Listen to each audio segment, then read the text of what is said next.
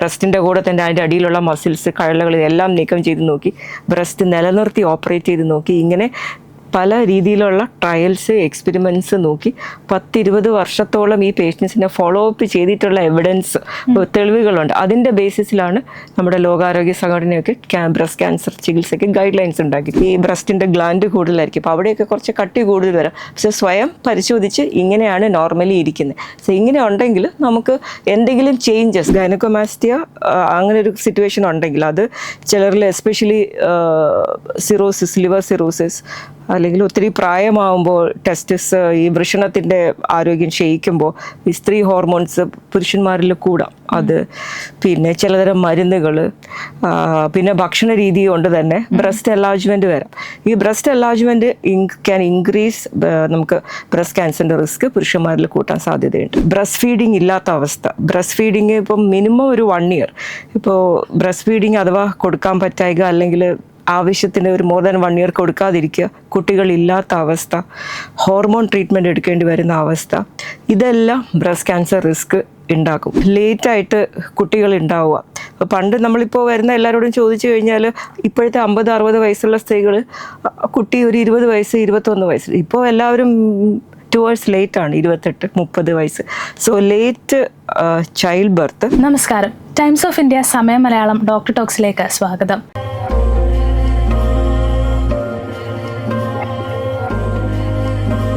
റിപ്പോർട്ടുകൾ പറയുന്നത് ഇന്ന് സ്ത്രീകളിൽ ഏറ്റവും കൂടുതൽ കണ്ടുവരുന്ന ക്യാൻസർ ബ്രസ്റ്റ് ക്യാൻസർ ആണെന്നാണ്. നമ്മുടെ ജീവിതശൈലിയും വസ്ത്രധാരണവും ബ്രസ്റ്റ് ക്യാൻസറിനെ ബാധിക്കുമോ? എന്താണ് ബ്രസ്റ്റ് ക്യാൻസർ എന്നതിനെക്കുറിച്ചാണ് നമ്മളിന്ന് സംസാരിക്കുന്നത്. നമ്മളോടൊപ്പമുള്ളത് കൊച്ചി അമൃത ഹോസ്പിറ്റലിലെ ഡോക്ടർ മിഷ മാം ആണ്. നമസ്കാരം ഡോക്ടർ. നമസ്കാരം ഡോക്ടർ. ഇപ്പോൾ റിപ്പോർട്ടുകൾ പറയുന്നത് സ്ത്രീകളിൽ ഏറ്റവും കൂടുതൽ കണ്ടുവരുന്ന ഒരു ക്യാൻസർ ബ്രസ്റ്റ് ക്യാൻസർ ആണെന്നാണ്. അപ്പോൾ നമുക്കറിയാം മാറിടത്തിൽ വരുന്ന ക്യാൻസർ, അതിനപ്പുറമായിട്ട് എന്താണ് ബ്രസ്റ്റ് ക്യാൻസർ? എന്തുകൊണ്ടായിരിക്കും ബ്രസ്റ്റ് ക്യാൻസർ ഇപ്പോൾ വർദ്ധിച്ചു വരുന്നത്? ക്യാൻസർ എന്ന് പറയുന്നത് തന്നെ ഇപ്പം നോർമലി സാധാരണയായിട്ട് നമ്മുടെ ശരീരത്തിലെ കോശങ്ങൾ നോർമലി വളരുകയും വികസിക്കുകയും ഡിവൈഡ് ചെയ്യുകയും പിന്നെ തനിയെ തന്നെ നശിച്ചു പോവുകയും ചെയ്യും. സോ ഈ നോർമൽ പ്രോസസ്സ് ക്യാൻസറിൽ അബോർട്ടഡ് ആവും. സോ അവ തനിയെ നശിച്ചു പോവുകയില്ല, അത് വളർന്ന് ട്യൂമർ മുഴയായിട്ട് ബാധിക്കുകയും പിന്നെ ഈ നോർമൽ കോശങ്ങൾക്കുള്ള സ്വഭാവത്തിൽ നിന്ന് മാറി അവിടെ ഇരുന്ന് മറ്റു അവയവങ്ങളിലേക്ക് പിടിച്ചു കയറാനും വളർന്ന് വ്യാപിക്കാനും അതുപോലെ രക്തക്കുഴൽ നമ്മുടെ ബാക്കിയുള്ള ഞരമ്പുകളിലേക്കൊക്കെ പിടിച്ച് സ്പ്രെഡ് വരാനും സാധ്യതയുണ്ട്. സോ അപ്പോൾ ബേസിക്കലി ബ്രസ്റ്റിൽ നമുക്ക് പലതരം കോശങ്ങളുണ്ട്. പാൽ ഉൽപ്പാദിപ്പിക്കുന്ന ഗ്ലാൻഡ് ഉണ്ട്, അത് കൊണ്ടുപോകുന്ന ചാനൽസ് ഉണ്ട്, ഇതിനെയൊക്കെ ലൈൻ ചെയ്യുന്ന കോശങ്ങളുണ്ട്. ഈ കോശങ്ങളിൽ വരുന്ന വ്യത്യാസമാണ്, ഈ കോശങ്ങൾ വളർന്ന് ഉണ്ടാകുന്ന മുഴയാണ് ബ്രസ്റ്റ് ക്യാൻസർ എന്ന് പറയുന്നത്. അത് ബ്രസ്റ്റ് ക്യാൻസർ പലതരം പല ടൈപ്പുകളുണ്ട്. പ്രധാനമായിട്ടും ഹോർമോൺ വരുന്ന വ്യത്യാസങ്ങൾ ബ്രസ്റ്റ് ക്യാൻസറിന് ഒരു കാരണമായിട്ട് പറയുന്നുണ്ട്. അതിൽ നമ്മളിപ്പോൾ ഒരു 20 വർഷം, ഒരു 10-20 വർഷത്തെ നമ്മുടെ സൊസൈറ്റി നോക്കുകയാണെങ്കിൽ നമ്മുടെ എന്താ പറയുക, കുട്ടികളിലുള്ള ഈ മെനാർക്ക്, ഈ ആർത്തവം തുടങ്ങുന്നത് ഒരു 10 വയസ്സിന് താഴെയാണെങ്കിൽ, ഒരു 10-14 വയസ്സിലൊക്കെ ആണെങ്കിൽ ഇപ്പോൾ അത് വളരെ നേരത്തെ കാണും. ഒരു 10 വയസ്സ് 7 വയസ്സ് 8 വയസ്സിലൊക്കെ ആർത്തവം തുടങ്ങും. അതുപോലെ മെനോപോസ്, ആർത്തവം നിൽക്കുന്നത് വളരെ ലേറ്റായിട്ട് നിൽക്കുന്നതും കാണുന്നുണ്ട്. സോ ഈ സമയം ഒരു കുട്ടിക്ക് ഒരു 9 വയസ്സിൽ ആർത്തവം തുടങ്ങി ഒരു 50-55 വയസ്സ് വരെ ആർത്തവം നീണ്ടു നിൽക്കുന്ന ഈ സമയം, ഇത്രയും നാൾ ബ്രസ്റ്റിൽ ഹോർമോൺ എക്സ്പോഷർ കൂടുതലാണ്. സോ അങ്ങനെയുള്ള കാര്യങ്ങൾ, അപ്പോൾ ഇതൊക്കെ നമ്മൾ ജീവിതചര്യ മാറുന്ന അനുസരിച്ചാണ് ഇത്തരം ചേഞ്ചസ് വരുന്നത്. അതേപോലെ ഇപ്പോൾ ലേറ്റായിട്ട് കുട്ടികൾ ഉണ്ടാവുക. അപ്പോൾ പണ്ട് നമ്മളിപ്പോൾ വരുന്ന എല്ലാവരോടും ചോദിച്ചു കഴിഞ്ഞാൽ ഇപ്പോഴത്തെ 50-60 വയസ്സുള്ള സ്ത്രീകൾ കുട്ടി ഒരു 20 വയസ്സ് 21 വയസ്സ്, ഇപ്പോൾ എല്ലാവരും ടുവേഴ്സ് ലേറ്റ് ആണ്, 28-30 വയസ്സ്. സോ ലേറ്റ് ചൈൽഡ് ബർത്ത്, ഈ ബ്രസ്റ്റ് ഫീഡിങ് ഇല്ലാത്ത അവസ്ഥ, ബ്രസ്റ്റ് ഫീഡിങ് ഇപ്പം മിനിമം ഒരു 1 year, ഇപ്പോൾ ബ്രസ്റ്റ് ഫീഡിങ് അഥവാ കൊടുക്കാൻ പറ്റായിക അല്ലെങ്കിൽ ആവശ്യത്തിന് ഒരു മോർ ദാൻ 1 year കൊടുക്കാതിരിക്കുക, കുട്ടികളില്ലാത്ത അവസ്ഥ, ഹോർമോൺ ട്രീറ്റ്മെൻറ്റ് എടുക്കേണ്ടി വരുന്ന അവസ്ഥ, ഇതെല്ലാം ബ്രസ്റ്റ് ക്യാൻസർ റിസ്ക് ഉണ്ടാക്കും. അതുപോലെ തന്നെ ജീവിതചര്യയിൽ വരുന്ന മാറ്റങ്ങൾ, അപ്പോൾ അതായത് ഒരു എന്താ പറയുക, സെഡൻഡറി ലൈഫ് സ്റ്റൈൽ, ഒബീസിറ്റി, പിന്നെ നമ്മൾ കഴിക്കുന്ന ഭക്ഷണം അൾട്രാ പ്രോസസ്ഡ് നമ്മൾ ഫാസ്റ്റ് ഫുഡ് ഇതുപോലുള്ള കാര്യങ്ങൾ, ഇതിൽ നിന്നൊക്കെ ശരീരത്തിൽ ഹോർമോൺ വ്യത്യാസങ്ങൾ വരാം. ഒബീസിറ്റി ഇറ്റ് സെൽഫ്, നമുക്ക് ഒരു പ്രായം കഴിഞ്ഞാൽ ആർത്തവത്തിന് ശേഷമുള്ള ഒബീസിറ്റി, വണ്ണം വയ്ക്കൽ, അവിടെ തന്നെ ഹോർമോണിന് വ്യത്യാസം വരും. ആൻഡ് അതെല്ലാം ബ്രസ്റ്റ് ക്യാൻസർ റിസ്ക് കൂടും. അപ്പോൾ നമ്മളെ പഴയ പോപ്പുലേഷൻ വെച്ച് ഇപ്പോൾ നോക്കുമ്പോൾ ഇതേപോലുള്ള ഈ ജീവിതചര്യകളിലുള്ള മാറ്റം കാരണം വെയിറ്റ് ഗെയിൻ, അതുപോലെ ഭക്ഷണം, നമ്മുടെ നാടൻ ഭക്ഷണത്തിൽ നിന്ന് മാറി പലതരം ഫാസ്റ്റ് ഫുഡ് ഇതുവിധ കാര്യങ്ങളൊക്കെ കഴിക്കുക, ആൽക്കഹോൾ, സ്ത്രീകളുടെ ഇടയിൽ ആൽക്കഹോൾ ഉണ്ട്, സ്മോക്കിംഗ് ഉണ്ട്, സ്മോക്കിംഗ് എക്സ്പോഷർ, വീട്ടിലാരെങ്കിലും പുകവലിക്കുന്നത്, ഇതെല്ലാം വിൽ ഇൻക്രീസ് ബ്രസ്റ്റ് ക്യാൻസർ. അതുപോലെ തന്നെ പൊല്യൂഷൻ നമുക്കൊരു എന്താ പറയുക, ഒരു വ്യക്തി വിചാരിച്ചാൽ ഒന്നും ചെയ്യാൻ പറ്റുന്ന കാര്യമല്ല. നമ്മുടെ നാട്ടിലെ പൊല്യൂഷൻ്റെ ലെവല് നമുക്ക് എല്ലാവർക്കും അറിയുന്നതാണ്. സോ കഴിക്കുന്ന ഭക്ഷണത്തിൽ, കുടിക്കുന്ന വെള്ളത്തിൽ, ശ്വസിക്കുന്ന വായുവിൽ, എല്ലാത്തിലും നമുക്ക് പൊല്യൂഷൻ. സോ ഇതെല്ലാം ശരീരത്തിൽ, കോശങ്ങളിൽ ജനിതക വേരിയേഷൻസ് ഉണ്ടാക്കും. അപ്പോൾ ബ്രസ്റ്റ് ക്യാൻസറിനോടൊപ്പം പലതും ആണുങ്ങളിൽ ശ്വാസകോശം, കുടൽ, ഈ മോസ്റ്റ് ഓഫ് ദി ക്യാൻസേഴ്സ് എല്ലാം ഒരു നമ്മൾ നമ്പർ കൂടുന്നതായിട്ടാണ് കാണുന്നത്. ടു ദ എക്സ്റ്റെൻറ്റ് ബൈ നമ്മളൊരു 2040 ആകുമ്പോഴത്തേക്ക് ഇപ്പോഴത്തെ ക്യാൻസറിൻ്റെ നമ്പർ എന്ന് ഒരു 40% ഇൻക്രീസ് എങ്കിലും ഉണ്ടാവാനുള്ള സാധ്യതയാണ് ലോകാരോഗ്യ സംഘടന പ്രഡിക്റ്റ് ചെയ്യുന്നത്. മെയിൻലി ബിക്കോസ് ഓഫ് പൊല്യൂഷനും ഈ നമ്മൾ കഴിക്കുന്നതിലുള്ള ഒരു കൺട്രോളില്ലാതെ, പിന്നെ ഈ ദിനചര്യകളിലുള്ള മാറ്റം, പിന്നെ അതേപോലെ life style, mainly breast feeding, ഇതുപോലുള്ള കാര്യങ്ങൾ. ഇപ്പോൾ സോ ദീസ് ആർ ദി ചില നമുക്ക് ക്യാൻസർ, എസ്പെഷ്യലി ബ്രസ്റ്റ് ക്യാൻസർ കൂടാനുള്ള ചില കാര്യങ്ങൾ ഇതെല്ലാമാണ്. ഡോക്ടർ, അതുപോലെ കേട്ടിട്ടുണ്ട് സ്ത്രീകൾക്ക് മാത്രമല്ല പുരുഷന്മാർക്കും ബ്രസ്റ്റ് ക്യാൻസർ വരുന്നു, അത് ഉള്ളതാണോ? പുരുഷന്മാർക്ക് വരാം, നോർമലി അങ്ങനെ വരില്ല. പക്ഷേ ഒരു കണ്ടീഷൻ ഗൈനക്കോമാസ്റ്റിയ എന്ന് പറയും. ഗൈനക്കോമാസ്റ്റിയ എന്ന് പറഞ്ഞാൽ പുരുഷന്മാരിൽ സ്തനവളർച്ച ഉണ്ടാവുക. ഗൈനക്കോമാസ്റ്റിയ ഉണ്ടെങ്കിൽ, അങ്ങനെ ഒരു സിറ്റുവേഷൻ ഉണ്ടെങ്കിൽ അത് ചിലരിൽ എസ്പെഷ്യലി സിറോസിസ്, ലിവർ സിറോസിസ്, അല്ലെങ്കിൽ ഒത്തിരി പ്രായമാകുമ്പോൾ ടെസ്റ്റിസ്, ഈ വൃഷണത്തിൻ്റെ ആരോഗ്യം ക്ഷയിക്കുമ്പോൾ ഈ സ്ത്രീ ഹോർമോൺസ് പുരുഷന്മാരിൽ കൂടാം. അത് പിന്നെ ചിലതരം മരുന്നുകൾ, പിന്നെ ഭക്ഷണ രീതി കൊണ്ട് തന്നെ ബ്രസ്റ്റ് എൻലാർജ്മെൻറ്റ് വരാം. ഈ ബ്രസ്റ്റ് എൻലാർജ്മെൻറ്റ് ക്യാൻ ഇൻക്രീസ് നമുക്ക് ബ്രസ്റ്റ് ക്യാൻസറിൻ്റെ റിസ്ക് പുരുഷന്മാരിൽ കൂട്ടാൻ സാധ്യതയുണ്ട്. എന്തൊക്കെ രോഗലക്ഷണങ്ങളായിരിക്കും ഈ ബ്രസ്റ്റ് ക്യാൻസർ ഉള്ളവർക്ക് കണ്ടുവരുന്നത് പൊതുവെ?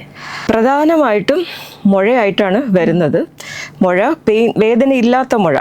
ഇപ്പോൾ കൂടുതലും നമുക്ക് സ്ത്രീകൾ നമ്മളെ എന്താ പറയുക, ഡോക്ടറിനെ സമീപിക്കുന്നത് ബ്രസ്റ്റിൽ കൂടുതൽ പേരും വേദനയായിട്ടാണ് വരുന്നത്. മുഴയായിട്ട് വരലുണ്ട്, മുഴയാണ്. പക്ഷേ ബ്രസ്റ്റ് ക്യാൻസറിൻ്റെ വേദന ഇല്ലാത്ത മുഴയാണ് ബ്രസ്റ്റ് ക്യാൻസറിൻ്റെ പ്രധാന ലക്ഷണം. പിന്നെ മുഴ വലുതായി കഴിയുമ്പോൾ മറ്റു പല ലക്ഷണങ്ങളും വരാം. അതായത് ബ്രസ്റ്റ്, നിപ്പിൾ ഉൾവലിയ, ഡിസ്ചാർജ് വരിക, ബ്രസ്റ്റിൻ്റെ തന്നെ ഷേപ്പ് മാറുക. പിന്നെ അതെല്ലാം ഈ മുഴ 2-3 സെൻറ്റിമീറ്ററിൽ നിന്നുള്ള മുഴ മാറി അത് വലിപ്പമുള്ള മുഴയാകുമ്പോഴത്തേക്ക് ഷേപ്പ് വ്യത്യാസം, തൊലിപ്പുറത്ത് വ്യത്യാസം, നിറവ്യത്യാസം, നിപ്പിൾ ഉൾവലിയ, ഡിസ്ചാർജ് വരിക. പിന്നെ സ്പ്രെഡ് വരുമ്പോൾ കക്ഷത്തിൽ മുഴ, കഴുത്തിൻ്റെ ഭാഗത്ത് മുഴ, ക്ഷീണം, വെയിറ്റ് ലോസ്, ഇതെല്ലാം അഡ്വാൻസ്ഡ് ക്യാൻസേഴ്സിൻ്റെ ലക്ഷണങ്ങളാണ്. പക്ഷേ വളരെ ഏർലി ആയിട്ട് ബ്രസ്റ്റിൻ്റെ മുഴയാണ്. പക്ഷേ ഈ ബ്രസ്റ്റിൻ്റെ മുഴ തന്നെ ഇപ്പോൾ ഒരു രോഗിക്ക് ഫീൽ ചെയ്യണമെങ്കിൽ മിനിമം 2 സെൻറ്റിമീറ്റർ എങ്കിലും ആവണം. ഈ ഒരു 2-3 സെൻറ്റിമീറ്റർ എങ്കിലും ആയി കഴിഞ്ഞാൽ രോഗികൾക്ക് ഫീൽ ചെയ്യാൻ പറ്റുള്ളൂ. ഇത് പുറത്തോട്ട് അറിയാൻ പറ്റുമോ ഈ മുഴ വളരുന്നത്? മുഴ വന്നു കഴിഞ്ഞാൽ വളരുന്നത് അറിയാൻ പറ്റും. പക്ഷേ ആസ് എ ഡോക്ടർ നമ്മൾ പറയുന്നത് വെച്ചാൽ മുഴ ഉണ്ടാകുന്ന സ്റ്റേജിന് മുന്നേ തന്നെ ബ്രസ്റ്റ് ക്യാൻസർ കണ്ടുപിടിക്കണം. കാരണം ക്യാൻസർ കൊണ്ടുള്ള ക്യൂർ റേറ്റ്, അല്ലെങ്കിൽ നമ്മളെ ഈ ക്യാൻസർ ചികിത്സിച്ച് മാറ്റാവുന്ന അവസ്ഥ, ഓർ ക്യൂർ റേറ്റ്, അല്ലെങ്കിൽ നമ്മളതിനെ സർവൈവൽ എന്ന് പറയും. ഇത് മെയിൻലി ക്യാൻസർ ഏത് സ്റ്റേജിലാണ് കണ്ടുപിടിക്കുന്നതനുസരിച്ച്. അപ്പോൾ നമുക്ക് ഈ സ്റ്റേജ് 1 എന്ന് പറയുമ്പോൾ 2 സെൻറ്റിമീറ്ററിൽ താഴെയുള്ള മുഴകളാണ്. സ്റ്റേജ് 2 അതിന് മുകളിലോട്ട്, സ്റ്റേജ് 3 5 സെൻറ്റിമീറ്റർ മുകളിൽ മുഴയും കക്ഷത്തിൽ കഴലുകളും ഒക്കെ ഉണ്ടാവും. അപ്പോൾ സ്റ്റേജ് 1 ഏകദേശം 90 to 100% വരെ ക്യൂർ ചെയ്യാം. സ്റ്റേജ് 2 ആകുമ്പോൾ അത് 90% ആവും. 3 ആകുമ്പോൾ 70% ആവും, 4 സ്പ്രെഡ് വന്നു കഴിയുമ്പോൾ 40% ആവും. സോ നമുക്ക് അതിൻ്റെ ആ ഇംപ്ലിക്കേഷൻ, അതായത് 2 സെൻറ്റിമീറ്ററിന് താഴെയുള്ള മുഴയുടെ ആ സ്റ്റേജിൽ നമുക്ക് കണ്ടുപിടിക്കാൻ പറ്റിയാൽ 100% ക്യൂർ ചെയ്യാം. കുറച്ചങ്ങോട്ട് ഈ മാസങ്ങളുടെ വ്യത്യാസത്തിലായിരിക്കും 1, 3 4 ആവുന്നത്. ഈ മാസങ്ങളുടെ വ്യത്യാസത്തിൽ നമുക്ക് ക്യൂർ റേറ്റും അതുപോലെ കുറയും. സോ ഈ 2 സെൻറ്റിമീറ്റർ മുഴ ആകാൻ തന്നെ നിൽക്കണമെന്നില്ല. അതുകൊണ്ടാണ് നമുക്ക് ലോകത്ത് ഗൈഡ് ലൈൻ എന്ന് ഇംഗ്ലീഷിൽ പറയാം, അതായത് ചില നിബന്ധനകൾ വെച്ചിട്ടുണ്ട്. ഈ ക്യാൻസർ നമ്മുടെ ശരീരത്തിൽ തുടങ്ങുന്നത് മുന്നേ തന്നെ കണ്ടുപിടിക്കും. ഈ സ്റ്റേജ് 1 മുന്നേ ഒരു സ്റ്റേജ് ഉണ്ട്, സ്റ്റേജ് 0. സ്റ്റേജ് 0 എന്ന് പറഞ്ഞാൽ വളരെ ചെറിയ കോശങ്ങളായിട്ട് ബ്രസ്റ്റിൻ്റെ ഉള്ളിൽ ഈ ക്യാൻസർ കോശങ്ങളുടെ വികസനം തുടങ്ങുന്ന അവസ്ഥ, വളരെ ചെറിയ. അത് നമുക്ക് ക്യാൻസറിൽ എന്ന് പറയുന്ന ആ ഒരു വിഭാഗത്തിലേക്ക് വന്നിരിക്കില്ല, പക്ഷെ വെയിറ്റ് ചെയ്താൽ അത് വന്നിരിക്കും. ഈ സ്റ്റേജ് 0 വരെ നമുക്ക് കണ്ടുപിടിക്കാൻ പറ്റും. അത് മാമോഗ്രാം പരിശോധന വഴിയാണ് കണ്ടുപിടിക്കാൻ പറ്റുക. അപ്പോൾ എല്ലാ സ്ത്രീകളും 40 വയസ്സ് കഴിഞ്ഞ എല്ലാ സ്ത്രീകളും മാമോഗ്രാം പരിശോധന തുടങ്ങണമെന്നാണ് നമ്മുടെ നിഷ്കർഷ. അതായത് പാശ്ചാത്യ രാജ്യങ്ങളിൽ ക്യാൻസറിൻ്റെ നമ്പർ കൂടുതലാണ്. സോ അവിടെ ഗവൺമെൻറ് തന്നെ സ്പോൺസർ ചെയ്യുന്ന പരിപാടികളുണ്ട്. അവിടെ 50 കഴിഞ്ഞ എല്ലാവരെയും വർഷം തോറും മാമോഗ്രാം ചെയ്യും. US, അമേരിക്ക, UK, അതുപോലെയുള്ള യൂറോപ്യൻ രാജ്യങ്ങൾ, കാനഡ, എല്ലായിടത്തും ഗവൺമെൻറ് സ്പോൺസേഡ് ഈ മാമോഗ്രാം നിർബന്ധമായ പരിശോധനയുണ്ട്. നമ്മുടെ നാട്ടിൽ അങ്ങനെ ഒരു നിർബന്ധം വരുത്താനുള്ള അവസ്ഥ നമുക്കില്ല. ഒന്ന്, പോപ്പുലേഷൻ ഉണ്ട്. മാമോഗ്രാം എല്ലായിടത്തും വൈഡ്ലി അവൈലബിൾ ആയിട്ടുള്ള ടെസ്റ്റ് അല്ല. എല്ലായിടത്തും ഉള്ള, കൂടുതലും നഗരങ്ങളിലൊക്കെയാണ് മാമോഗ്രാം ഉള്ളത്. എല്ലാവരെയും ഗവൺമെൻറ് സ്പോൺസേർഡ് ആയിട്ട് ചെയ്യാനുള്ള ആ ഒരു കോസ്റ്റ് ഇഫക്റ്റീവ്നെസ്സും കുറവാണ്. നമുക്ക് അതുപോലെ ഈ നമ്പർ, അതായത് 100 എന്താ പറയുക 1 ലക്ഷം പേര് എടുക്കുമ്പോൾ ഈ പാശ്ചാത്യ രാജ്യങ്ങളിലെ പോലെ അത്രയും കൂടുതൽ നമ്പർ ഇല്ലെങ്കിലും സ്റ്റിൽ നമുക്ക് അതുകൊണ്ട് ഈ ഗവൺമെൻറ് സ്പോൺസേർഡ് പ്രോഗ്രാമിന് ഉള്ള ഒരു സാധ്യത നമ്മുടെ നാട്ടിൽ കുറവാണ്. പക്ഷേ നമുക്ക് ആൾക്കാരെ പറഞ്ഞ് മനസ്സിലാക്കാം. ആരെങ്കിലും 40 വയസ്സ് കഴിഞ്ഞ് കാണും. ബിക്കോസ് നമ്മുടെ നാട്ടിൽ ക്യാൻസേഴ്സിൻ്റെ നമ്പർ കൂടുതലാണ്. അപ്പോൾ കൂടുതലാണെന്ന് മാത്രമല്ല, വർഷങ്ങൾ കഴിയുന്നവർ കൂടിക്കൂടി വരികയും ചെയ്യുന്നുണ്ട്. അപ്പോൾ അതുകൊണ്ട് 40 വയസ്സ് കഴിഞ്ഞ സ്ത്രീകളിൽ വർഷം തോറും മാമോഗ്രാം ടെസ്റ്റ് ചെയ്തു കഴിഞ്ഞാൽ ക്യാൻസർ നമുക്ക് ഒരു മുഴയാകുന്നതിന് മുന്നേ തന്നെ കണ്ടുപിടിക്കാൻ പറ്റും. എല്ലാവരിലും വരണമെന്നില്ല. വരാൻ സാധ്യതയുള്ളവർ, ഒന്ന് പ്രധാനമായിട്ടും കുടുംബത്തിൽ ആർക്കെങ്കിലും ബ്രസ്റ്റ് ക്യാൻസർ ഉണ്ടെങ്കിൽ, അതായത് വീട്ടിലെ അമ്മയോ അമ്മയുടെ അമ്മ അല്ലെങ്കിൽ സഹോദരങ്ങൾ ഓർ കസിൻസ് ആർക്കെങ്കിലും ഒക്കെ കുടുംബത്തിൽ ബ്രസ്റ്റ് ക്യാൻസർ ഉണ്ടെങ്കിൽ 40 വയസ്സ് കഴിഞ്ഞ് ആ കുടുംബത്തിലുള്ള 40 കഴിഞ്ഞ സ്ത്രീകൾ മാമോഗ്രാം ചെയ്യാൻ ശ്രദ്ധിക്കുക. വർഷം തോറും മാമോഗ്രാം ചെയ്യാൻ ശ്രദ്ധിക്കുക. ഈ ബ്രസ്റ്റ് ക്യാൻസറിന്റെ നിരക്ക് 40 വയസ്സിന് ശേഷമേ ഉള്ളൂ, അതിന് മുന്നേ വരും? കൂടുതൽ നമുക്ക് ഇപ്പോൾ പുറം രാജ്യങ്ങളിലൊക്കെ ഏറ്റവും കൂടുതൽ ക്യാൻസേഴ്സ് ഉള്ളത് 55, 65, 60, 65 ആ ഏജ് ഗ്രൂപ്പിലാണ്. നമ്മുടെ നാട്ടിൽ സ്ഥിതി നേരെ തിരിച്ചാണ്. നമുക്ക് ഏറ്റവും കൂടുതൽ ക്യാൻസേഴ്സ് ഉള്ളത് 45 മുതൽ 55 വയസ്സ് വരെ, കുറച്ചുകൂടി യങ്ങർ, ഒരു 10 വർഷം യങ്ങർ ഏജ് ഗ്രൂപ്പിലാണ് ഇന്ത്യയിൽ ക്യാൻസേഴ്സിൻ്റെ, ബ്രസ്റ്റ് ക്യാൻസറിൻ്റെ നമ്പർ കൂടുതൽ. മാത്രമല്ല 40 വയസ്സിന് താഴെയുള്ള സ്ത്രീകളോ കുട്ടികളിലും number of cancers are increase. ഇപ്പോൾ ഒരു 10 വർഷം മുന്നേ ഒരു 4% ആണെങ്കിൽ ഇപ്പോൾ അത് ഒരു 10 to 20%. 40 വയസ്സിന് താഴെയുള്ള ആൾക്കാരിലും ബ്രസ്റ്റ് ക്യാൻസർ നമ്പേഴ്സ് ഇപ്പോൾ നമ്മൾ കാണുന്നുണ്ട്. അപ്പം അതുകൊണ്ട്, പക്ഷേ നമ്മൾ പറയുന്നത് വെച്ചാൽ സ്വയം പരിശോധന, ഒരു 30 വയസ്സ് കഴിഞ്ഞാൽ എല്ലാവർക്കും സ്വയം പരിശോധന ചെയ്ത് നോക്കാം. എന്ത് സംശയം ഉണ്ടെങ്കിലും സ്വയം ചികിത്സിക്കാൻ നിൽക്കാതെ, ഓർ ഗൂഗിൾ വഴി സംശയ നിവാരണം നടത്താൻ നിൽക്കാതെ ഡോക്ടർമാരെ കണ്ട് പരിശോധിപ്പിക്കുക. സോ അങ്ങനെയാണെങ്കിൽ കുറച്ചുകൂടെ നമുക്ക് നേരത്തെ ഏർലി കണ്ടുപിടിക്കും. ഈ 40 വയസ്സിന് താഴെ അലാർമിങ് നമ്പേഴ്സ് ഇല്ല, പക്ഷെ പണ്ടത്തെ വെച്ച് നോക്കുമ്പോൾ, ഒരു 10 വർഷം മുന്നത്തെ ഉള്ള കണക്കുകൾ വെച്ച് നോക്കുമ്പോൾ ഇപ്പോൾ നമ്പേഴ്സ് കൂടുന്നുണ്ട്. അതുകൊണ്ട് സ്വയം പരിശോധന 30 വയസ്സ് കഴിഞ്ഞാൽ ചെയ്യാം. ഈ സ്വയം പരിശോധന എന്ന് പറഞ്ഞു കഴിഞ്ഞാൽ പീരീഡ്സ് കഴിഞ്ഞിട്ടുള്ള ആദ്യത്തെ ഒരാഴ്ച ബ്രസ്റ്റ് നമുക്ക് പരിശോധിച്ച് നോക്കാം, സ്വയം ഫീൽ ചെയ്ത് നോക്കാം, മുഴകൾ എന്തെങ്കിലും ഉണ്ടോ, നിറവ്യത്യാസം, നിപ്പിൾ ഉൾവലിയ എന്തെങ്കിലും ഉണ്ടോ എന്ന്. അപ്പോൾ എന്ത് സംശയം തോന്നിക്കഴിഞ്ഞാലും അടുത്തുള്ള ഡോക്ടർമാരെ കാണിക്കുക. അതല്ലെങ്കിൽ എന്തെങ്കിലും സിംറ്റം, അതായത് വേദന, ഡിസ്ചാർജ്, എന്തെങ്കിലും ബുദ്ധിമുട്ടുകൾ എന്ത് തോന്നിയാലും സ്വയം നമ്മൾ ചികിത്സ നിർണ്ണയിക്കാൻ നിൽക്കാതെ ഗൂഗിൾ നോക്കി എല്ലാവരും ഇപ്പോൾ അങ്ങനെയാണ് കാണുന്നത്. അതിനേക്കാളും ഡോക്ടർമാരെ കണ്ട് പരിശോധിച്ച് കുഴപ്പമൊന്നുമില്ല എന്ന് ഉറപ്പ് വരുത്തുക. 40 കഴിഞ്ഞ് കഴിഞ്ഞാൽ 40 കഴിഞ്ഞാൽ എല്ലാ വർഷവും മാമോഗ്രാം ചെയ്യാൻ കൂടെ ശ്രദ്ധിക്കുക. ഈ സ്വയം പരിശോധനയുടെ കാര്യം പറഞ്ഞപ്പോഴാണ് എൻ്റെ ഒരു അനുഭവം പറയാം. അതായത് ഈ പണ്ടിങ്ങനെ യൂട്യൂബൊക്കെ തുടങ്ങിയ സമയത്ത് ഇതിങ്ങനെ നല്ല രീതിയിൽ പറയുമായിരുന്നു, ബ്രസ്റ്റ് ക്യാൻസറിന് സാധ്യത കൂടുതലാണ്, സ്വയം പരിശോധിക്കണം എന്ന്. അപ്പോൾ എനിക്കൊക്കെ പേടിയാണ്. അപ്പോൾ ചെറിയൊരു കുരു വന്നാൽ തന്നെ ഞാൻ ഇങ്ങനെ അയ്യോ ഇതിങ്ങനെയാണോ, ഭയങ്കര ടെൻഷൻ അടിച്ചിട്ടുണ്ട് ഞാൻ. അപ്പോൾ എനിക്ക് കറക്റ്റായിട്ട് അറിയില്ല ഇതെങ്ങനെയാണ് ഈ നമുക്ക് സ്വയം നോക്കി മനസ്സിലാക്കേണ്ടതെന്ന്. അപ്പോൾ അതൊന്ന് പറയുമോ, കുട്ടികൾ എങ്ങനെയാണ്? സ്വയം പരിശോധന പ്രധാനമായിട്ട് ക്യാൻസറസ്, ഈ എല്ലാ മുഴകളും ക്യാൻസർ അല്ല. നമ്മളൊരു ചെറിയ പ്രായത്തിൽ ഇപ്പം 30 വയസ്സിന് താഴെ ഉള്ളവരിൽ ഉള്ളത് എല്ലാ മുഴകളും ക്യാൻസർ അല്ല, കൂടുതലും ക്യാൻസർ അല്ലാത്ത മുഴകളാണ്. പ്രധാനമായിട്ടും എന്ത് ചേഞ്ച് കണ്ടാലും നമുക്കത് ക്യാൻസർ ആവണമെന്നില്ല, 90% ആവണമെന്നില്ല. എന്ത് വ്യത്യാസം കണ്ടാലും എന്ത് സംശയം തോന്നിക്കഴിഞ്ഞാലും ഞങ്ങളുടെ അഡ്വൈസ് ഡോക്ടറിനെ കണ്ട് അത് സ്പെഷ്യലിസ്റ്റിനെ തന്നെ കാണണമെന്നില്ല, അടുത്ത ആരാ നമുക്ക് അവൈലബിൾ ഡോക്ടറുള്ളതെന്ന് വെച്ചാൽ അവരെ കണ്ട് തീരുമാനമാക്കണം കുഴപ്പമൊന്നും ഇല്ല എന്നുള്ളത്. പിന്നെ സ്വയം പരിശോധന നമുക്ക് ചെയ്യുന്നത് പീരീഡ്സ് കഴിയുന്ന സമയത്താണ് ബ്രസ്റ്റിൻ്റെ ആ ഒരു കട്ടി കുറഞ്ഞിരിക്കുക. അപ്പോൾ ആ സമയത്താണ് സ്വയം പരിശോധന ചെയ്യേണ്ടത്. അത് ബേസിക്കലി നോർമലി ബ്രസ്റ്റ് എങ്ങനെയാണ് നോർമലി ഇരിക്കുന്നതെന്നൊരു ഫീൽ വേണം. സെൽഫ് ബ്രസ്റ്റ് അവയർനെസ് എന്ന് പറയും. സ്വന്തം ബ്രസ്റ്റ് എങ്ങനെയാണ് ഫീല്. ചിലപ്പോൾ ഈ ബ്രസ്റ്റിൻ്റെ എല്ലാ ഭാഗങ്ങളും സോഫ്റ്റ് ആയിരിക്കില്ല. ചില ഭാഗങ്ങളിൽ നോഡിലായിട്ട് തരിതരി പോലെ ഫീൽ ചെയ്യാം, ചില ഭാഗങ്ങളിൽ കട്ടി കൂടുതലായിട്ട് വരാം. എക്സ്പെഷ്യലി കക്ഷത്തിലേക്ക് അടുത്തേക്കുള്ള ഭാഗത്ത് ഈ ബ്രസ്റ്റിൻ്റെ ഗ്ലാൻഡ് കൂടുതലായിരിക്കും. അപ്പോൾ അവിടെയൊക്കെ കുറച്ച് കട്ടി കൂടുതൽ വരാം. പക്ഷെ സ്വയം പരിശോധിച്ച് ഇങ്ങനെയാണ് നോർമലി ഇരിക്കുന്നത്. സോ ഇങ്ങനെ ഉണ്ടെങ്കിൽ നമുക്ക് എന്തെങ്കിലും ചേഞ്ചസ്, നോർമലിൽ നിന്ന് എന്തെങ്കിലും വ്യത്യാസം കണ്ടു കഴിഞ്ഞിരുന്നാൽ അലാംഡ് ആവേണ്ട ആവശ്യമില്ല. കാരണം യങ്ങർ ഏജ് ഗ്രൂപ്പിൽ നമുക്ക് കൂടുതലായിട്ടും നമുക്ക് ക്യാൻസറസ് അല്ലാത്ത പ്രശ്നങ്ങളാണ് കാണുന്നത്. പക്ഷേ ഇത് ഒന്നും അല്ല എന്നുള്ളത് ഉറപ്പ് വരുത്താൻ ഫിസിഷ്യൻസിന്, ഡോക്ടർമാരെ ആരെങ്കിലും കാണും. ഇത് പറഞ്ഞപ്പോഴാണ് ഇടയ്ക്കിടയ്ക്ക് നമുക്ക് ബ്രസ്റ്റിൽ നല്ല വേദന ഉണ്ടാവും. അപ്പം ഇത് എന്തെങ്കിലും രോഗലക്ഷണമാണോ? ക്യാൻസറുമായിട്ട് ബന്ധപ്പെട്ട് സാധാരണ വേദന ഉണ്ടാവാറില്ല. ക്യാൻസർ പെയിൻലെസ് മുഴയായിട്ടാണ് വരുന്നത്.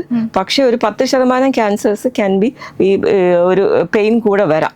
സാധാരണ ബ്രസ്റ്റിന്റെ പെയിൻ, വിങ്ങൽ ഓർ വേദന, മാസ്റ്റാൾജിയ എന്ന് പറയും. ഇത് ഒരു ഹോർമോൺ ഇംബാലൻസ് കാരണമാണ് വരുന്നത്. പീരീഡ്സിനോടനുബന്ധിച്ച് ബ്രസ്റ്റിൽ വിങ്ങൽ വേദന നോർമലി തോന്നാം. പീരീഡ്സ് കഴിയുമ്പോൾ ബ്രസ്റ്റ് കുറച്ച് ലൂസ് ആയതുപോലെ വേദന കുറഞ്ഞു. That is very normal. പക്ഷേ പലരിലും ഇതിൻ്റെ ഇൻറ്റൻസിറ്റി വേരി ചെയ്യും. ചിലർക്ക് വളരെ വലിയ പ്രശ്നമൊന്നും ഉണ്ടാവില്ല, ചിലർക്ക് വളരെ കൂടുതലായിട്ട് ഇത് പ്രശ്നമായിട്ട് തോന്നാം. അത് കാരണം തന്നെ പീരീഡ്സിനോടനുബന്ധിച്ചിട്ടുള്ള ഈ ഡിസ്കംഫർട്ട് തന്നെ കാരണം കൊണ്ട് തന്നെ ബുദ്ധിമുട്ടുന്ന കുറേ ആൾക്കാരുണ്ട്. അതൊന്ന് ഈ ഹോർമോൺ ചേഞ്ചസ് കാരണം. അതല്ലാതെ ബ്രസ്റ്റിനകത്ത് ഇൻഫെക്ഷൻ ഉണ്ടെങ്കിൽ വേദന വരാം. പിന്നെ ഉള്ളത് അല്ലാതെ തന്നെ ഉള്ള ഇൻഫ്ലമേഷൻസ്, നീരുവീക്കങ്ങളുണ്ട്, അത് കാരണം വരാം. അതല്ലാതെ തന്നെ ജനറലി പീരീഡ്സിനോട് അനുബന്ധിച്ചല്ലാതെ തന്നെ ഹോർമോൺ വ്യതിയാനങ്ങൾ കാരണം ബ്രസ്റ്റിൽ കൊളുത്തിപ്പിടിക്കുന്ന വേദന, വിങ്ങൽ, വിവിധ കാര്യങ്ങളൊക്കെ ഉണ്ടാവാം. യൂഷ്വലി ക്യാൻസറുമായിട്ട് അസോസിയേറ്റഡ് അല്ല, പക്ഷെ നല്ല രീതിയിൽ ചികിത്സിച്ച് മാറ്റാവുന്നത് ഇപ്പം നീരുവീക്കമൊക്കെ ആണെങ്കിൽ നമുക്ക് മാറ്റാം. ഇൻഫെക്ഷൻ ഉണ്ടെങ്കിൽ അത് മാറ്റാം. ഈ ഹോർമോൺ സംബന്ധിച്ചുള്ള വേദന കഠിനമായിട്ടുണ്ടെങ്കിൽ ചിലർക്ക് താങ്ങാൻ പറ്റത്തില്ല. അങ്ങനെയുള്ള വേദന ഉണ്ടെങ്കിൽ നമുക്ക് വേദന മോഡിഫൈ ചെയ്യാനായിട്ടുള്ള മാർഗ്ഗങ്ങളുണ്ട്. നമ്മൾ മറ്റു കാരണങ്ങളൊന്നും ഇല്ല എന്ന് ചെക്ക് ചെയ്ത് നോക്കിയിട്ട് നമുക്ക് ടാബ്ലറ്റ്സ് ഉണ്ട് അത് മോഡിഫൈ ചെയ്യാനായിട്ട്. ഈ വേദനയും കൊണ്ട് നടക്കണമെന്നില്ല, വേദന മോഡിഫൈ ചെയ്യാം, ടെസ്റ്റ് പരിശോധിച്ച് നോക്കാം, മറ്റു കുഴപ്പങ്ങളില്ലാന്ന് മരുന്നുകൾ കൊണ്ട് ചികിത്സിച്ച് ഒരു പരിധിവരെ നമുക്ക് കൺട്രോൾ ചെയ്യാം. കാരണം ഓരോരുത്തരുടെ ശരീരപ്രകൃതിയാണ് വേദന വരുന്നതും, പീരീഡ്സിനോടനുബന്ധിച്ചുള്ള വേദന വരുന്നതും വരാതിരിക്കുന്ന ശരീരപ്രകൃതി. സോ നമുക്ക് ഒരു പരിധിവരെ മോഡിഫൈ ചെയ്യാം. ചില വൈറ്റമിൻ ഡെഫിഷ്യൻസീസ് ഓൾസോ ഈ ബ്രസ്റ്റ് പെയിൻസ് നമുക്ക് കൂട്ടുന്നതായിട്ട് കാണലുണ്ട്. എസ്പെഷ്യലി വൈറ്റമിൻ ഡി ഒക്കെ. അപ്പോൾ നമ്മൾ സാധാരണ വൈറ്റമിൻ ഡി കറക്ഷൻ കൊടുക്കും. പിന്നെ ഈ ഹോർമോൺ എന്ന് വെച്ചാൽ ബ്ലഡിലെ ഹോർമോൺ വ്യത്യാസമല്ല, ഈ നമ്മുടെ ശരീരത്തിൽ ഈസ്ട്രജൻ, പ്രൊജസ്ട്രോൺ ബ്രസ്റ്റിൽ പോയി ആക്ട് ചെയ്യുമ്പോൾ അവിടുത്തെ കോശങ്ങൾ കുറച്ച് കൂടുതൽ സെൻസിറ്റീവ് ആയിരിക്കും. സോ ഈ മാറിനകത്തുള്ള ഒരു മൈക്രോ എൻവയോൺമെന്റ് എന്ന് പറയും, അവിടെയുള്ള ഇംബാലൻസ് ആണ് ഈ പെയിൻ ഉണ്ടാക്കുന്നത്. സോ ദർ ആർ ടാബ്ലറ്റ്സ്, നമുക്ക് അതിൻ്റെ ആ ഇംബാലൻസ് ഒരു പരിധിവരെ മോഡിഫൈ ചെയ്യാവുന്ന ടാബ്ലറ്റ്സ് ഉണ്ട്, അത് വെച്ച് നമുക്ക് ചികിത്സിക്കാം. ഈ ഞാനിപ്പോൾ ഇൻ്റർവ്യൂവിന് വേണ്ടി പ്രിപ്പയർ ചെയ്തപ്പോൾ ഇങ്ങനെ കുറേ ക്വസ്റ്റ്യൻസ് ഒക്കെ നോക്കിയായിരുന്നു. അപ്പോൾ ഇങ്ങനെ കണ്ടതാണ്, നമ്മൾ എവിടെയെങ്കിലും മറിഞ്ഞ് വീഴുകയോ അല്ലെങ്കിൽ എന്തെങ്കിലും നമുക്ക് അടിയോ അങ്ങനെ എന്തെങ്കിലും കിട്ടിയിട്ട് അവിടെ ഇങ്ങനെ ചതഞ്ഞിട്ട് പിന്നീട് അത് ഒരു ക്യാൻസർ സെല്ലായിട്ട് രൂപം പ്രാപിക്കും, അങ്ങനെ കേട്ടു. അതിലെന്തെങ്കിലും ഉണ്ടോ ഇങ്ങനെ നമുക്ക് എന്തെങ്കിലും ചതവ് പറ്റിയിട്ട്? സയന്റിഫിക് എവിഡൻസ് ഇല്ല, പക്ഷെ ചതവ് പറ്റുമ്പോൾ there is something called as fat necrosis. അതായത് ബ്രസ്റ്റിൻ്റെ ഉള്ളിലെ ഫാറ്റ് ടിഷ്യൂ അത് ഡിസ്റപ്റ്റഡ് ആയിട്ട് അത് പിന്നീട് നീര് വെച്ച് കട്ടി പോലെ ഇരിക്കാം. ഇത് നമുക്ക് ക്യാൻസറിൻ മുഴ പോലെ നമുക്ക് തോന്നിക്കാം. ഇപ്പോൾ പ്രത്യേകിച്ചും ക്ലിനിക് ഇപ്പോൾ ഡോക്ടർമാരുടെ അടുത്ത് ഒരു മുഴയായിട്ട് ചെല്ലുമ്പോൾ ഒരു ഞങ്ങളെപ്പോഴും ചോദിക്കുക എപ്പോഴെങ്കിലും എവിടെയെങ്കിലും വീണിട്ടുണ്ടോ, തട്ട് കിട്ടിയിട്ടുണ്ടോ, മുട്ടു. സോ ഫാറ്റ് നെക്രോസിസ് എന്ന് പറയുന്ന ഒരു എൻറ്റിറ്റി ഈ നമുക്ക് നല്ല ശക്തിയായ ക്ഷതം സംഭവിച്ചാൽ ഉണ്ടാവും. അത് നമുക്ക് ക്യാൻസറുമായിട്ട് കൺഫ്യൂസ്ഡ് ആവാം. പക്ഷേ ടെസ്റ്റുകൾ വഴി നമുക്ക് ഇത് ഏതാണ്, ഫാറ്റ് നെക്രോസിസ് ആണോ അതോ ക്യാൻസറിൻ്റെ വല്ല ഉണ്ടോ എന്ന് നമുക്ക് കണ്ടുപിടിക്കാം. പക്ഷേ ചതവ് ഇതിലൊന്നും നമുക്കങ്ങനെ അത് കാരണം ക്യാൻസർ വരില്ല.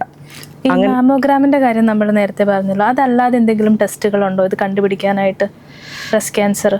ഒരുപാട് ടെസ്റ്റുകളുണ്ട്.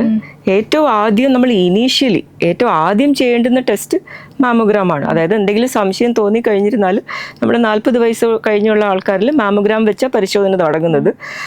30 മുതൽ 40 വരെ ഉള്ളവരിൽ നമ്മൾ പരിശോധനയിൽ ക്യാൻസറിൻ്റെ സംശയം തോന്നിക്കഴിഞ്ഞാൽ മാമോഗ്രാം ചെയ്യും.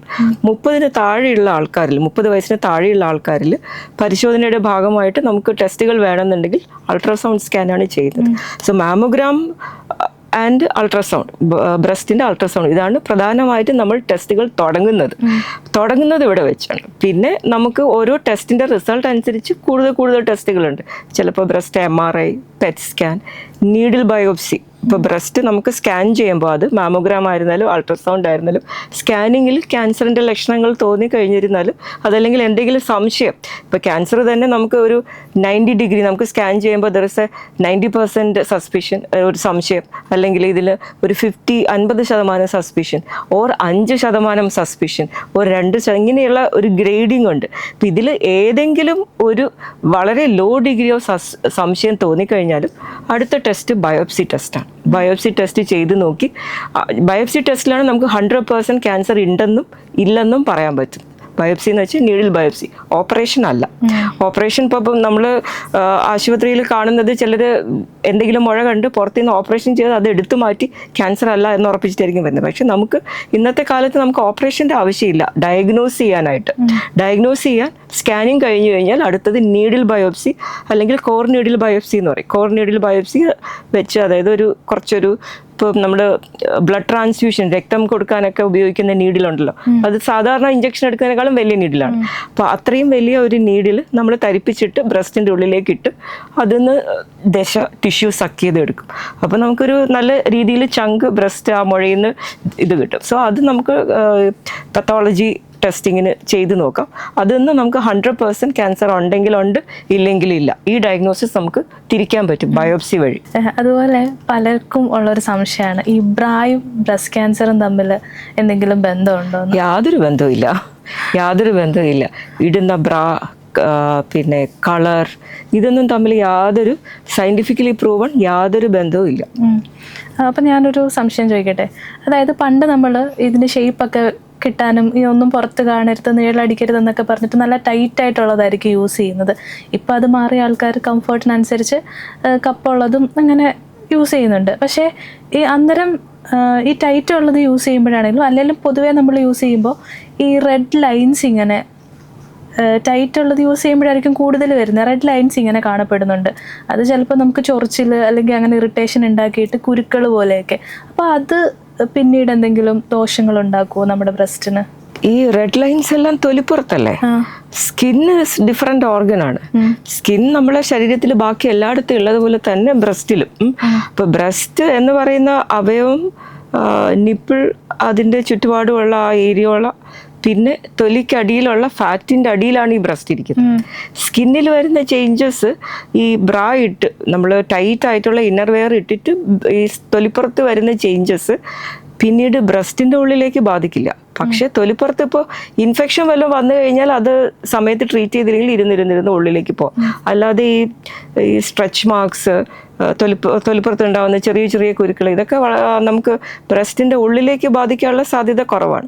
Skin is A different organ, വേറൊരു അവയവമാണ്. ഇപ്പോൾ ബ്രസ്റ്റിൻ്റെ മുകളിലായിരുന്നാലും ബ്രസ്റ്റിൻ്റെ മുകളിലുള്ള സ്കിൻ അങ്ങനെയാണ് പറയുന്നത്, ബ്രസ്റ്റിൻ്റെ പാർട്ടല്ല. ബ്രസ്റ്റിൻ്റെ പാർട്ട് നമുക്ക് നിപ്പിൾ ഏരിയയുള്ള ആൻഡ് അതിൻ്റെ ഉള്ളിലുള്ള ഗ്ലാൻഡ്, സ്കിന്നിൻ്റെ അടിയിൽ ഒരു ലെയർ ഓഫ് ഫാറ്റ് ഉണ്ട്. ആ ഫാറ്റിൻ്റെ അടിയിലാണ് ശരിക്കും പറഞ്ഞാൽ ബ്രസ്റ്റ് ടിഷ്യൂ ഉള്ളത്.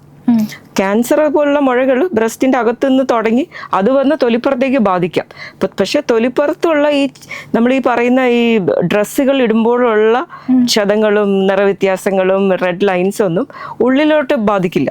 അതുപോലെ നമുക്ക് ഏതെങ്കിലും ഒരു ബ്രസ്റ്റിലായിരിക്കുമല്ലോ ഈ ക്യാൻസർ ആദ്യം സ്റ്റാർട്ട് ചെയ്യുന്നത്, അത് അപ്പുറത്തതിലേക്ക് മൂവ് ആകാൻ എന്തെങ്കിലും സാധ്യതയുണ്ടോ? അഡ്വാൻസ്ഡ് സ്റ്റേജസിൽ, ഏർലി സ്റ്റേജിൽ അങ്ങനെയൊന്നുമില്ല. നമ്മളിപ്പോൾ തുടക്കത്തിൽ ട്രീറ്റ് ചെയ്യാതെ ക്യാൻസർ എല്ലായിടത്തും വ്യാപിച്ച് കഴലകളിലും ശ്വാസകോശം, ലിവർ, ബ്രെയിൻ ഇത്ര അവയവങ്ങളിലോട്ടൊക്കെ ബാധിച്ചു കഴിഞ്ഞാൽ ഒരു ബ്രസ്റ്റിൽ നിന്ന് നമുക്ക് അടുത്ത ബ്രസ്റ്റിലുള്ള കണക്റ്റിംഗ് ചെറിയ തോതിൽ ലിംഫാറ്റിക് പാത്വേസ് എന്ന് പറയും, ഈ ലിംഫ് കണക്ഷൻസ് ഉണ്ട്. സോ ഇവിടെ നിന്ന് അവിടേക്ക് പോകാം, സാധ്യതകളുണ്ട്, ഇല്ലാന്നല്ല, പക്ഷെ വളരെ കോമൺ അല്ല. കോമൺ ആയിട്ട് ഒരു ബ്രസ്റ്റിൽ നിന്ന് വന്നു കഴിഞ്ഞാൽ അപ്പുറത്തെ ബ്രസ്റ്റിലേക്ക് പോവില്ല. അപ്പം രണ്ട് ഓർഗനായിട്ട്, രണ്ട് അവയവമായിട്ടാണ് നമ്മൾ കൺസിഡർ ചെയ്യുന്നത്. റൈറ്റ് ബ്രസ്റ്റ് വേറെ, ലെഫ്റ്റ് ബ്രസ്റ്റ് വേറെ. റൈറ്റിൽ നിന്ന് ലെഫ്റ്റിലേക്ക് ഈസി ആയിട്ട് പോകത്തില്ല, പക്ഷെ മറ്റ് അവയവങ്ങളിലോട്ടൊക്കെ സ്പ്രെഡ് വന്നു കഴിഞ്ഞാൽ ഒരു ലേറ്റ് സ്റ്റേജിൽ ഒരു ബ്രസ്റ്റിൽ നിന്ന് അടുത്ത ബ്രസ്റ്റിലോട്ട് പോകാം. തുടക്കത്തിൽ അങ്ങനെയില്ല. അതുപോലെ പലർക്കും പേടിയുള്ള കാര്യമാണ് ഈ ബ്രസ്റ്റ് ക്യാൻസർ വന്നാൽ കംപ്ലീറ്റ് ആയിട്ട് നമ്മുടെ ബ്രസ്റ്റ് റിമൂവ് ചെയ്യണം എന്നുള്ളത്. അത് ഇപ്പോൾ പറയുന്നുണ്ടോ കംപ്ലീറ്റ് ആയിട്ട് ബ്രസ്റ്റ് റിമൂവ് ചെയ്യണം? ഏത് സ്റ്റേജിലായിരിക്കും എന്ന് അങ്ങനെ പറയുന്നത്? കംപ്ലീറ്റ് ബ്രസ്റ്റ് റിമൂവൽ ഒരു മേ ബി വെസ്റ്റിൽ ഒരു 1990s ആയപ്പോൾ. സോ ഇതെല്ലാം ഇറ്റ് ഈസ് ഓരോ ഡോക്ടറും നിശ്ചയിക്കുന്ന പോലെ അല്ല. നമ്മൾ ഈ തീരുമാനങ്ങൾ ഓർ ചികിത്സ, ക്യാൻസർ ചികിത്സയ്ക്ക് ലോകമെമ്പാടും ഗൈഡ് ലൈൻസ് ഉണ്ട്. ഈ ഗൈഡ് ലൈൻ ഉണ്ടാക്കിയിരിക്കുന്നത് ഒരു 10-20 വർഷത്തോളം സ്റ്റഡി ചെയ്ത് പല രീതിയിലുള്ള ഇൻ്റർവെൻഷൻസ്, അതായത് ബ്രസ്റ്റ് കംപ്ലീറ്റ് ആയിട്ട് നീക്കം ചെയ്ത് നോക്കി, ബ്രസ്റ്റിൻ്റെ കൂടെ തന്നെ അതിൻ്റെ അടിയിലുള്ള മസിൽസ്, കഴലകൾ എല്ലാം നീക്കം ചെയ്ത് നോക്കി, ബ്രസ്റ്റ് നിലനിർത്തി ഓപ്പറേറ്റ് ചെയ്ത് നോക്കി, ഇങ്ങനെ പല രീതിയിലുള്ള ട്രയൽസ്, എക്സ്പെരിമെൻറ്റ്സ് നോക്കി 10-20 വർഷത്തോളം ഈ പേഷ്യൻസിനെ ഫോളോ അപ്പ് ചെയ്തിട്ടുള്ള എവിഡൻസ്, തെളിവുകളുണ്ട്. അതിൻ്റെ ബേസിസിലാണ് നമ്മുടെ ലോകാരോഗ്യ സംഘടനയൊക്കെ ബ്രസ്റ്റ് ക്യാൻസർ ചികിത്സയ്ക്ക് ഗൈഡ് ലൈൻസ് ഉണ്ടാക്കിയിട്ട് ഈ ഗൈഡ് ലൈൻ വെച്ചിട്ട് നമുക്ക് ബ്രസ്റ്റ് ഫുള്ളായിട്ട് നീക്കം ചെയ്തുകൊണ്ട് ബ്രസ്റ്റ് ക്യാൻസർ പൂർണ്ണമായിട്ട് മാറ്റാം എന്നൊരു ധാരണ ആൾക്കാരിലുണ്ട്. അത് തെറ്റാണ്. ഇപ്പോൾ ബ്രസ്റ്റ് ക്യാൻസറിൻ്റെ പല ചികിത്സ ഓപ്പറേഷൻ മാത്രമല്ല, നമ്മളതിനെ മൾട്ടി മോഡൽ ട്രീറ്റ്മെൻറ്റ് എന്ന് പറയും. ഓപ്പറേഷൻ, കീമോതെറാപ്പി, റേഡിയേഷൻ, ഹോർമോൺ ചികിത്സ, പിന്നെ ബയോളജിക്കൽ ട്രീറ്റ്മെൻറ്റ്, ഇതെല്ലാം വേണ്ടി വരും. പലർക്കും പല രീതിയിൽ, എല്ലാവർക്കും വേണ്ട, പക്ഷേ സ്റ്റേജ് തരം അനുസരിച്ച് പല ചികിത്സകളും പലർക്കും വേണ്ടി വരാം, ചിലർക്ക് വേണ്ടി വരത്തില്ല. അപ്പോൾ ഇതിൽ ഏർലി സ്റ്റേജ്, നമുക്ക് സ്റ്റേജ് 1 and 2 നമ്മൾ ആദ്യം ചികിത്സ തുടങ്ങുന്ന ഓപ്പറേഷൻ വെച്ച്, അപ്പോൾ ഏർലി സ്റ്റേജിൽ കണ്ടുപിടിച്ച് കഴിഞ്ഞാൽ ബ്രസ്റ്റ് നിലനിർത്തിയിട്ടുള്ള ഓപ്പറേഷൻ നല്ല രീതിയിൽ നമുക്ക് ചെയ്യാൻ പറ്റും. ബ്രസ്റ്റ് നിലനിർത്തി ബ്രസ്റ്റ് കൺസർവേഷൻ തെറാപ്പി എന്ന് പറയും. അപ്പോൾ അതിനകത്ത് ബ്രസ്റ്റ് നമ്മൾ നിലനിർത്തും, മുഴയും അതിൻ്റെ വേരുകളെല്ലാം കൂടെ നീക്കം ചെയ്യും. ചിലരിൽ ചെറിയ മുഴയാണെങ്കിൽ അത്ര വലിയ ഡിഫക്റ്റ്, അതായത് ഓപ്പറേഷൻ നമ്മൾ ചെയ്ത് ആ മുഴ നീക്കം ചെയ്ത് കഴിയുമ്പോൾ അത്ര വലിയ ഗ്യാപ്പ് വരില്ല, ഓർ ഷേപ്പ് വ്യത്യാസം വരില്ല. സോ അങ്ങനെയാണെങ്കിൽ അപ്പോൾ അങ്ങനെ തന്നെ നമ്മൾ ക്ലോസ് ചെയ്യും. അതല്ലെങ്കിൽ എന്തെങ്കിലും വ്യത്യാസം, ഷേപ്പ് വ്യത്യാസം, ഇപ്പോൾ ബ്രസ്റ്റും നമ്മൾ മുഴയും അതിൻ്റെ വേരുകളും നീക്കം ചെയ്യുമ്പോൾ, വലിയ മുഴയൊക്കെ നീക്കം ചെയ്യുമ്പോൾ നല്ല രീതിയിൽ കുഴിവ് വ്യത്യാസം, ഷേപ്പ് വ്യത്യാസം വരും. അപ്പോൾ അതിൻ്റെ കൂടെ നമ്മൾ കുറച്ച് ഓങ്കോപ്ലാസ്റ്റിക് സർജറി എന്ന് പറയും, അതുകൂടെ കമ്പൈൻ ചെയ്ത് സൈഡിൽ നിന്നുള്ള ദശയോ അല്ലെങ്കിൽ ബ്രസ്റ്റ് റൊട്ടേറ്റ് ചെയ്ത് സ്റ്റിച്ച് ചെയ്ത് ഷേപ്പ് വ്യത്യാസം വലുതായിട്ടില്ലാതെ നമ്മൾ സർജറി ചെയ്യലുണ്ട്. ഇതിൻ്റെ സാധ്യത ഏർലി ബ്രസ്റ്റ്, ഈ നേരത്തെ നമുക്ക് കണ്ടുപിടിക്കുകയാണെങ്കിൽ ബ്രസ്റ്റ് നിലനിർത്തി ഓപ്പറേഷൻ നല്ല രീതിയിൽ ചെയ്യാൻ പറ്റും. കുറച്ചുകൂടെ അങ്ങോട്ട് നമുക്ക് സ്റ്റേജ് 3 ആയി കഴിഞ്ഞ് കഴിഞ്ഞാൽ എന്നിരുന്നാലും ബ്രസ്റ്റ് നിലനിർത്തി ഓപ്പറേറ്റ് ചെയ്യാം. കാരണം നമുക്ക് ആദ്യം സ്റ്റേജ് 3 നമ്മളെപ്പോഴും മരുന്നുകൾ, കീമോതെറാപ്പിയിലാണ് തുടങ്ങുന്നത്. കീമോതെറാപ്പി മറ്റ് മരുന്നുകളൊക്കെ കൊടുത്ത് മുഴ ചുരുക്കിയിട്ട് പിന്നീടാണ് ഓപ്പറേഷൻ. സ്റ്റേജ് 1 and 2 ആദ്യം ഓപ്പറേറ്റ് ചെയ്ത് പിന്നെ ബാക്കി ചികിത്സകൾക്ക് പോകും. സ്റ്റേജ് 3 ആകുമ്പോൾ ആദ്യം മറ്റ് ചികിത്സകൾ, അതായത് കീമോയോ മരുന്നുകളോ ഒക്കെ ഉണ്ടെങ്കിൽ അതെല്ലാം കൊടുത്ത് ചുരുക്കിയിട്ട് പിന്നെ ഓപ്പറേഷൻ. അപ്പോൾ ചുരുക്കിയിട്ട് ഓപ്പറേറ്റ് ചെയ്യുമ്പോൾ അങ്ങനെയുള്ള പേഷ്യൻസിനും ബ്രസ്റ്റ് നിലനിർത്താൻ പറ്റുന്നതാണെങ്കിൽ, എല്ലാ പേഷ്യൻസിനും ബ്രസ്റ്റ് നിലനിർത്തി ഓപ്പറേറ്റ് ചെയ്യാൻ പറ്റില്ല, പക്ഷെ പറ്റുന്ന പേഷ്യൻസിന് നമുക്ക് ബ്രസ്റ്റ് നിലനിർത്തി ഓപ്പറേറ്റ് ചെയ്യാം. ഈ ബ്രസ്റ്റ് നിലനിർത്തി ഓപ്പറേറ്റ് ചെയ്യുന്നതുകൊണ്ട് സർവൈവൽ, അതായത് ക്യാൻസർ ക്യൂർ റേറ്റ്, അല്ലെങ്കിൽ ക്യാൻസർ ഇല്ലാതെ നമ്മൾ 5 വർഷം 10 വർഷമൊക്കെ തരണം ചെയ്യുന്ന അവസ്ഥയിൽ വ്യത്യാസമൊന്നുമില്ല. പല ചികിത്സിക്കുന്ന ഡോക്ടേഴ്സിൻ്റെ ഇടയിലും പേഷ്യൻസിൻ്റെ ഇടയിലും എപ്പോഴും ബ്രസ്റ്റ് കംപ്ലീറ്റ് ആയിട്ട് നീക്കം ചെയ്ത് കഴിഞ്ഞാൽ ക്യൂർ കൂടുതലാണെന്നൊരു ധാരണയുണ്ട്, അത് തെറ്റാണ്. ബ്രസ്റ്റ് നിലനിർത്തി ഓപ്പറേഷൻ ചെയ്യുന്നത് ഈക്വലി സേഫാണ്. മാത്രമല്ല നമുക്ക് നാളെ ഇപ്പോൾ നമ്മളെ റീസെൻറ്റ് സ്റ്റഡീസ് ഉണ്ട് വേറെ നമ്മൾ നിലനിർത്തി ഓപ്പറേഷൻ ചെയ്യുമ്പോൾ നമ്മൾ പല സ്റ്റഡീസിലും ഓവറോൾ ക്യൂർ റേറ്റ് നിലനിർത്തി ഓപ്പറേഷൻ ചെയ്യുന്നതിൽ ബെറ്ററായിട്ടും കാണുന്നുണ്ട് റീസെൻറ്റ് സ്റ്റഡീസിൽ. അപ്പോൾ ഒരു പ്രാവശ്യം നമുക്കിങ്ങനെ ബ്രസ്റ്റ് ക്യാൻസർ വന്നു, നമ്മളതിനെ ട്രീറ്റ്മെൻ്റ് ഒക്കെ എടുത്ത് ശരിയാക്കിയാലും ഇത്ര വർഷം കഴിയുമ്പോൾ വീണ്ടും വരാൻ സാധ്യതയുണ്ടോ? സാധ്യതയില്ലാതില്ല. കാരണം ഒരിക്കലും നമുക്ക് ക്യാൻസറിനെ 100% പിടിച്ചു നിർത്താൻ പറ്റില്ല. അപ്പോൾ ഒരു സൈഡിൽ ഇപ്പോൾ റൈറ്റ് ബ്രസ്റ്റിൽ ക്യാൻസർ വന്നു കഴിഞ്ഞിരുന്നാൽ അതേപോലെ ആ വ്യക്തിക്ക് ഇടതുവശത്തെ ബ്രസ്റ്റിൽ ക്യാൻസർ വരാനുള്ള സാധ്യതയുണ്ട്. സോ എല്ലാ പേഷ്യൻസിനെയും നമ്മൾ ചികിത്സ കഴിഞ്ഞു കഴിഞ്ഞാൽ, ഇപ്പോൾ ഒരു പേഷ്യൻറ്റിൻ്റെ ചികിത്സ നമുക്ക് ഡയഗ്നോസിസ് തൊട്ട് ചികിത്സ കംപ്ലീറ്റ് ചെയ്യാൻ മിനിമം സർജറി, കീമോതെറാപ്പി, റേഡിയേഷൻ ഈ പാത്വേ ഈ വഴിയിൽ കൂടെ കഴിഞ്ഞ് ചികിത്സ കംപ്ലീറ്റ് ചെയ്യാൻ ഒരു 5-6 മാസം പിടിക്കും. ഇത് കഴിഞ്ഞിരുന്നാൽ നമ്മൾ ഇവരെ ലൈഫ് ലോങ് ഫോളോ അപ്പിൽ വയ്ക്കും. Life long follow up or surveillance എന്ന് പറയും, മോണിറ്റർ ചെയ്യും.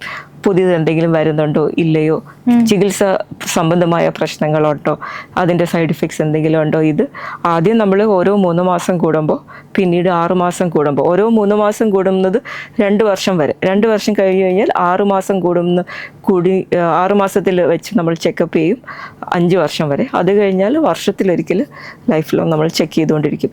എല്ലാ വർഷവും സ്കാൻ ചെയ്ത് നോക്കും. എല്ലാ വർഷവും മാമോഗ്രാം, മറ്റേ ബ്രസ്റ്റ് ഓപ്പറേറ്റ് ചെയ്ത സൈഡ് മാമോഗ്രാം ടെസ്റ്റ്, വയറിൻ്റെ സ്കാൻ, എന്തെങ്കിലും ആവശ്യം അനുസരിച്ച് കൂടുതൽ സ്കാനുകൾ ഈ റിപ്പോർട്ടിൽ കണ്ടു കഴിഞ്ഞാൽ നോക്കും. ഈ ഫുഡോ അങ്ങനെ നമ്മുടെ ജീവിതശൈലിയിൽ എന്തെങ്കിലും മാറ്റം വരുത്തേണ്ടതുണ്ടോ? അപ്പോൾ ഇങ്ങനെ വന്നിട്ടുള്ള പേഷ്യൻസ്, ക്യാൻസർ വന്നിട്ടുള്ള പേഷ്യൻസ് പ്രധാനമായിട്ട് നമുക്ക് പിന്നീട് പ്രിവെൻറ്റ് ചെയ്യാൻ നമുക്ക് ഒരു ബേസിക്കലി ആൻറ്റി ഓക്സിഡൻറ്റ് റിച്ച് ആയിട്ടുള്ള ഡയറ്റ് എടുക്കുന്നത് നല്ലതായിരിക്കും. അതിൽ പ്രധാനമായിട്ട് നമ്മൾ പറയുന്നത് വെച്ചിരുന്നാൽ ഈ വൈറ്റമിൻ എ, കരോട്ടിൻ ഇതൊക്കെ അടങ്ങിയ ഭക്ഷണം, ലൈക്ക് വെജിറ്റബിൾസ്, ക്യാരറ്റ്സ്, ടൊമാറ്റോ, ഇതെല്ലാം കുക്ക് ചെയ്ത് ഈ കരോട്ടിനോയിഡ്സ് അടങ്ങിയ ഭക്ഷണങ്ങളിൽ ആൻറ്റി ഓക്സിഡൻസ് കൂടുതലായിരിക്കും. അതുപോലെ വാൽനട്ട് ഇതുപോലുള്ള കാര്യങ്ങൾ. സോ ഈ ബേസിക്കലി നമ്മുടെ എന്താ പറയുക, ക്യാൻസർ പ്രിവെൻറ്റീവ് ഡയറ്റിൽ ഈ റെഡ് മീറ്റ് ഒഴിവാക്കുക, ഡയറി പ്രോഡക്ട്സ് ഒഴിവാക്കുക, ഡയറി കൂടുതൽ ഫാറ്റ് കണ്ടെയ്നിങ് ആയിട്ടുള്ള ഡയറി. ഇപ്പോൾ എല്ലാവരും കട്ടി കൂടിയ പാല് വേണം എന്ന് പറഞ്ഞു. പാല് ശരിക്കും പറഞ്ഞാൽ കുട്ടികളായി ജനിച്ച ആ ഒരു പ്രായത്തിൽ മതി. അത് കഴിഞ്ഞാൽ കട്ടി കൂടിയ പാലിൽ നമുക്ക് കുഴപ്പമുണ്ടാക്കത്തേ ഉള്ളൂ. സോ ലോ ഫാറ്റ്, ഈ ഡയറി പ്രോഡക്ട്സ് കൂടുതൽ കഴിക്കുന്നത് ഒഴിവാക്കുക. പിന്നെ റെഡ് മീറ്റ് ഒഴിവാക്കുക, lean fish, vegetables, nuts, fruits, ഈ വിധ കാര്യങ്ങളൊക്കെ കൂടുതലായിട്ട് ഡയറ്റിൽ ഉൾപ്പെടുത്തും. പ്രധാനമായിട്ട് കരോട്ടിനോയിഡ്സ്. ശരിക്കും പറഞ്ഞാൽ ഒരു ദിവസം നമ്മൾ ഭക്ഷണം കഴിക്കുന്നതിൽ റെയിൻബോ കളേഴ്സ് ഉൾപ്പെടുത്തുന്നത്, മഴവില്ല് പോലെ, അതായത് പച്ച നിറത്തിലുള്ളത്, ഓറഞ്ച്, പർപ്പിൾ, ഇങ്ങനെ നമുക്ക് പല കളേഴ്സ് ഉള്ള വെജിറ്റബിൾസ് നമുക്ക് ഡയറ്റിൽ ഉൾപ്പെടുത്താൻ പറ്റും. സോ അങ്ങനെ പറ്റുമെങ്കിൽ അങ്ങനെ കഴിക്കും. അപ്പോൾ താങ്ക് യു ഡോക്ടർ. ഇന്നത്തെ വീഡിയോ ഉപകാരപ്രദമായി എന്ന് വിശ്വസിക്കുന്നു. മറ്റൊരു വീഡിയോയുമായി വീണ്ടും കാണാം.